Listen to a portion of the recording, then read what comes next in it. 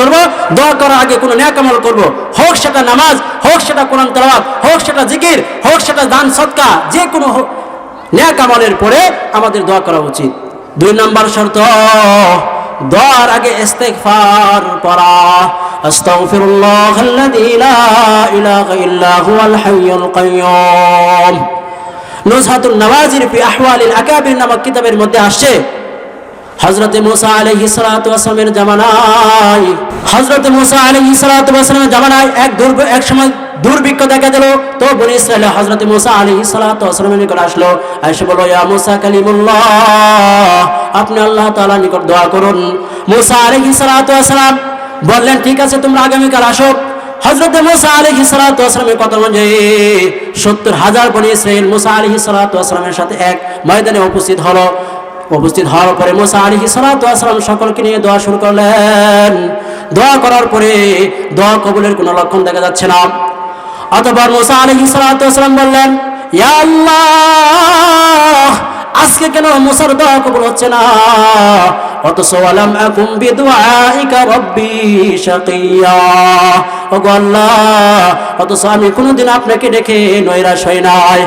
তো আওয়াজ আসলো, হে মুসা, তোমাদের মজবার মধ্যে এমন এক ব্যক্তি উপস্থিত হয়েছে যে লাগাতার ভাবে 40 বছর যাবত গুনাহ করেছে। এই গুনাহগারের কারণে আল্লাহ তাআলা তার দোয়া, তোমাদের দোয়া কবুল করতেছে না। সুতরাং তোমরা কি করো, তাকে এই মজলিস থেকে বের করে দাও।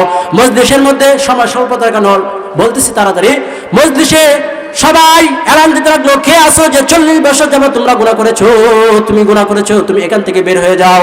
তো সে অনেকবার পিরাপিরির পরে সে দেখলো কোনো জায়গা থেকে বের হওয়ার মতো কোনো পরিস্থিতি নাই।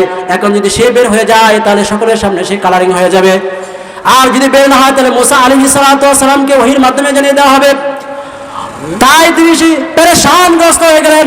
তারপরে তিনি আল্লাহ তাআলার দরবারে খাঁটিভাবে তওবা করলেন, ইস্তেগফার করলেন এবং বললেন, ওগো আল্লাহ, আমি 40 বছর যাবত গুনাহ করেছি, তুমি কারো নিকট প্রকাশ করো নাই। আজকে খাঁটিভাবে তওবা করতেছি, আজকে তুমি আমার জীবনের সমস্ত গুনাহ মাফ করে দাও। এই কথা বলার সাথে সাথে আল্লাহ রাব্বুল আলামিন আকাশের মধ্যে একটা মেঘমালা দিয়ে দিলেন, সাথে সাথে বৃষ্টি বর্ষণ হতে লাগলো। এরপরে মুসা আলাইহিস সালাতু ওয়াস সালাম সিজদা পড়ে গেলেন, বললেন, ওগো আল্লাহ, আপনি বলেছিলেন ওই পাপীকে বের না করা পর্যন্ত আপনি বৃষ্টি দিবেন না, কারণ এখন আপনি বৃষ্টি দিয়ে দিলেন। তার কারণটা কি? আল্লাহ তাআলা বললেন, যে পাপীর কারণে আমি বৃষ্টি বন্ধ রেখেছিলাম, সেই পাপীর কারণে আমি আজকে বৃষ্টি দিয়েছি, কারণ সে খালেস ভাবে কি করেছে, তওবা করেছে।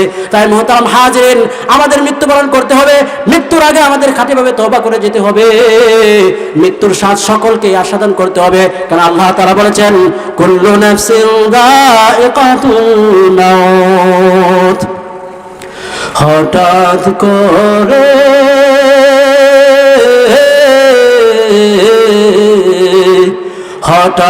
করে শুনবে একদিন আমার মৃত্যুর খবর।